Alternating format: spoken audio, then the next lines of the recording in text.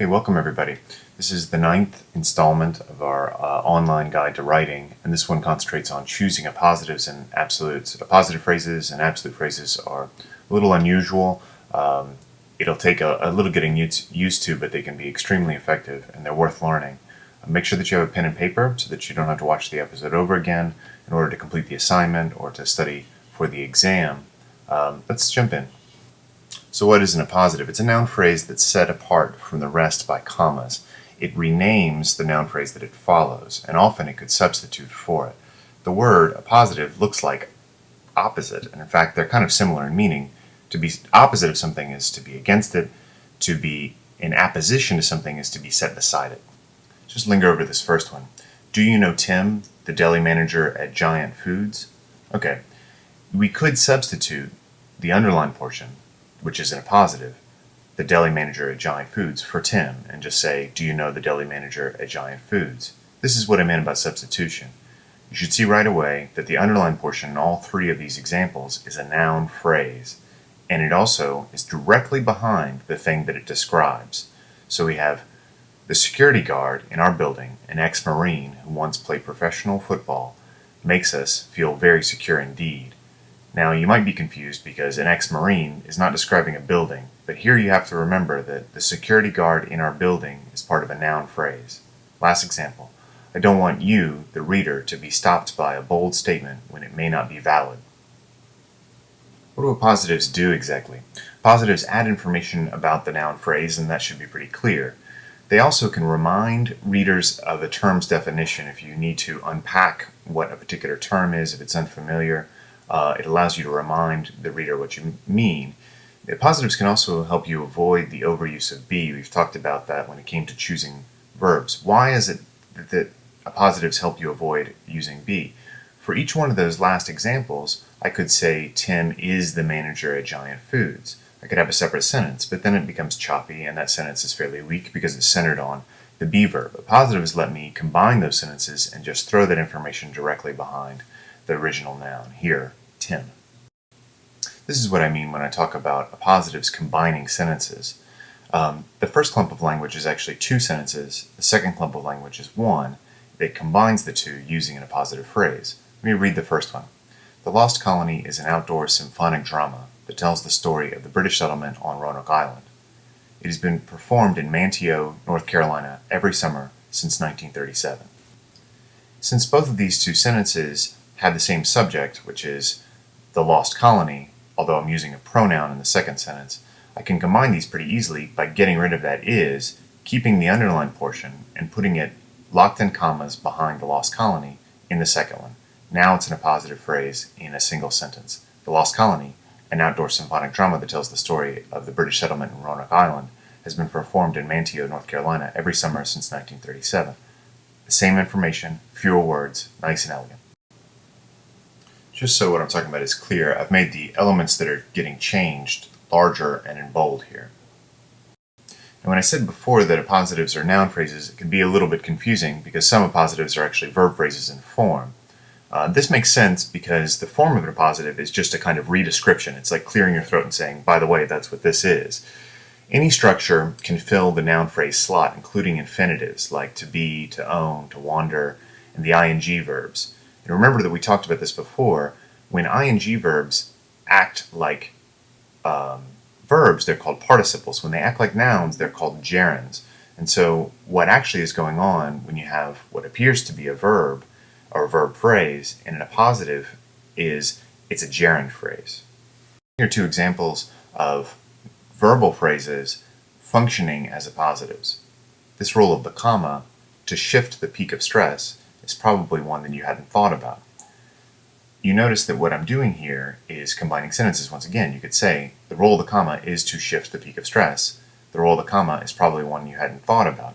What I'm doing is combining them and I'm using the appositive. Here it's a verb phrase. Let's look at the second one. By not putting expected information in the subject slot, not leading off with they or races, he has violated the known new contract.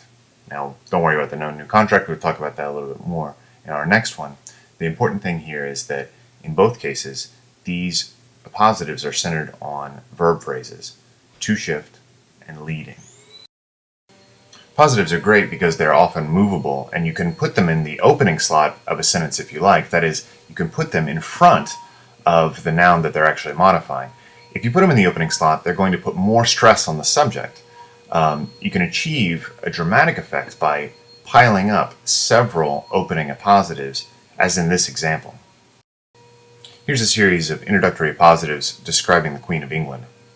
High devotion to a royal task, domestic virtues, evident sincerity of nature, a piercing and sometimes disconcerting truthfulness, all these qualities of the Queen's had long impressed themselves upon the minds of her subjects. Notice that all of the underlined appositives, and there are 4, are substitutable for all the qualities of the Queen's. So these are appositives that are standing in front of the noun phrase that is the subject of the sentence. You should also pay attention to the fact that these appositives are structured in the same way that I had encouraged you to structure any parallel structure. That is, they're set apart with comma, fences, and we build in length and importance so that the last item in the series, a piercing and sometimes disconcerting truthfulness, that's really important and it's long and it's placed at the end. The series wouldn't sound nearly as good if you put it at the beginning.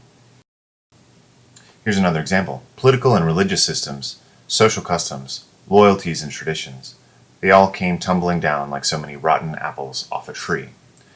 Each of these appositive phrases is substitutable for they in this sentence. They're modifying or giving additional information. They're defining or renaming what the they is. They're performing the role of an appositive. There's a special kind of appositive called the sentence appositive, and it's fairly rarely used, but it's something that you can use, and I think that it will add a great deal to your writing. A sentence appositive is a noun phrase that renames or encapsulates the idea of the entire sentence. It's usually punctuated with a dash, which tends to set it off and give it great emphasis. Take a look at these 2 examples. The musical opened to rave reviews and standing room only crowds, a smashing success. The phrase, a smashing success, can't stand on its own, but it's renaming the entire sentence. It's giving that idea of the entire sentence over again. We're setting it apart with a dash in order to indicate its relationship to the rest of the sentence. Here's the other. A pair of cardinals has set up housekeeping in our pine tree. An unexpected but welcome event. So an unexpected but welcome event renames the action of the sentence. It's an appositive. One other kind of important structure that's very similar to the appositive is what's called the resumptive modifier. Resumptive modifiers repeat the noun that comes right before them, and they often include a that structure. It'll be clear when you see it. They are performing basically the same role as an appositive. They expand on the message in a tight, controlled way, and they make sure that your reader is never confused about what's being modified. Let's look at some examples to be clear. Example number 1. Remember, the well-chosen verbs send a message to the reader, the message that the writer has crafted the sentence with care. What's going on here is that the word message is being repeated, it's being resumed. That's the resumptive modifier. So we have a message to the reader, the message that. And that structure is what the resumptive modifier is about. If you look at the 3rd example, the reader assumes from such messages that the writer has certain doubts that perhaps others may have. This is a very clear example of the resumptive modifier. The same word is repeated back to back, but that second phrase, the resumptive modifier phrase, explains exactly what we mean. What kind of doubts are we talking about? It's an opportunity to unpack whatever the phrase was earlier and not have to do it in a separate sentence. I've marked off the structures that are being repeated here. The second one is a little bit tricky, but you'll see that a resumptive modifier doesn't have to repeat exactly the same word. It can repeat a synonym of the word and still be a resumptive modifier. Here's the example. That kind of agentless prose should send up a red flag, a signal that here's a candidate for revision. So a red flag and a signal, those are 2 different words, but they're synonyms, and so the structure of the resumptive modifier is still in place.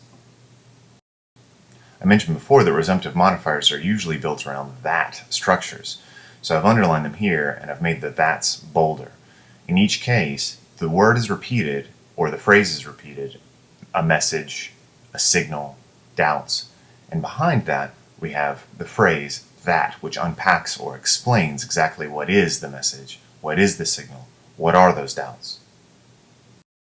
All right, let's turn the corner and talk about the other half of the lesson, which is absolute phrases. Absolute phrases are one of the least understood, least used structures, but they're extremely powerful in terms of adding detail or clarifying the focus of a sentence. So absolute phrases aren't going to be something that you use all the time. It's not the kind of thing that you'll use in everyday spoken English, but it is tremendously powerful in writing. So what is an absolute phrase and how do you make it? You need to write this down for sure. An absolute phrase is made up of a noun head word plus the participial phrase. And I've put them in parentheses here, usually because sometimes we actually just put adjectives in instead of the participial phrase. It'll become clearer once you see a few examples, but this formula is the nature of absolute phrases. What do absolute phrases do? Well, they allow us to downshift focus onto some important part of the sentence idea that wasn't included in the sentence earlier. So take a look at this example. I've underlined the absolute phrase. There was no bus in sight, and Julian, his hands still jammed in his pockets and his head thrust forward, scowled down the empty street. These are really almost like two different sentences. We could just say, there was no bus in sight and Julian scowled down the empty street. His hands were still jammed in his pockets and his head was thrust forward. But here we've combined them so that it's almost like we're receiving information simultaneously about the scene. This is the structure of the absolute phrase that we just looked at. It's built around that noun head word, hands. It has a determiner in front of it. Behind it, directly behind it, is the participial phrase, jammed. Now, what we don't have is his hands were jammed. There's nothing in between it. It's just his hands jammed. If we put were in between, it would actually be a standalone sentence. It would be an independent clause, and we'd be in trouble because we're putting two independent clauses into a sentence without a conjunction or a semicolon. So an absolute phrase, noun head word, plus the participial phrase. Take a look at another example of an absolute phrase that uses the noun head word with the participial phrase. This is the traditional structure. He saw the city spread below like a glimmering ocean, the streets tiny ribbons of light, the planet curving away at the edges, the sky a purpling hollow extending to infinity. The one that I've underlined here is the traditional structure, noun head word, participial phrase. There are also two other absolute phrases, but they're not using the same structure. These use noun phrase plus noun phrase structures. Take a look. The streets, tiny ribbons of light, and the sky, a purpling hollow, both of these are absolute phrases also. These use the noun head word plus a noun phrase. Now, it might be strange to you if you're looking at this thinking, well, I thought that an absolute phrase was a noun head word plus a participial. This is not always the case. The real structure behind an absolute phrase is kicking out that little auxiliary verb. The streets were tiny ribbons. The sky was a purple hollow. The was and the were get kicked out, and that's what makes the absolute. Because this is the case, you can also create absolute phrases using a noun head word plus a prepositional phrase. Look at this example. Silently they ambled down 10th Street until they reached a stone bench that jutted from the sidewalk near the curb. They stopped there and sat down, their backs to the eyes of the two men in white smocks who were ever watching them. Although it would sound a little strange, their backs were to the eyes of the two men in the white smocks actually would be a complete sentence. That auxiliary getting kicked out between their backs and to the eyes, that's the structure of the absolute phrase. Take a look at another example, a little simpler. The man stood laughing, his weapons at his hips. I've constructed the absolute phrase by getting rid of the were that would otherwise be in here. If I did put both of these sentences together, the man stood laughing, his weapons were at his hips, I'd have a comma splice. By getting rid of the were, I make the second one into an absolute phrase. It's assignment time. For part 1, write 8 original sentences that make correct use of appositive phrases. For part 2, write 8 original sentences that make correct use of absolute phrases. Ideally, you'll try all of the structures that I talked about, including the resumptive modifier, but all that I'm demanding for this is the absolute and appositive phrase sentences. All right, good luck.